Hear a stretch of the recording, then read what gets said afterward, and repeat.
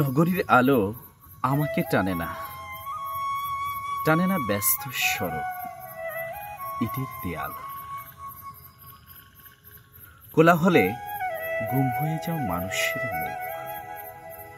আমি খুঁজে ফিরি সেই শূন্য মাঠ, যেখানে শিশির ভেজা ঘাসের উপর সূর্য ওঠে ধীরে, যেখানে বাতাস তার গল্প বলে গাছের কানে কানে,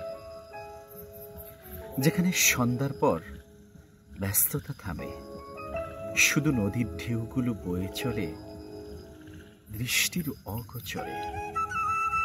আমি কথা বলি বাতাসের সাথে, ফুলের গন্ধের সাথে, কোকিলের গানের সাথে। আমি জানি ইটের শহর আমাকে ডাকবে, কাছে টানতে চাইবে কৃত্রিম আলোর জগৎ, কিন্তু আমার মন পড়ে থাকবে নদীর তীরে, ঘাসের সবুজে জমা ভোরের শিশিরে। এতক্ষণ শুনছেন আমাকে টানে না নাগরিক কোলাহল, লেখক সালমান হাবিব। অসংখ্য ধন্যবাদ সকলকে।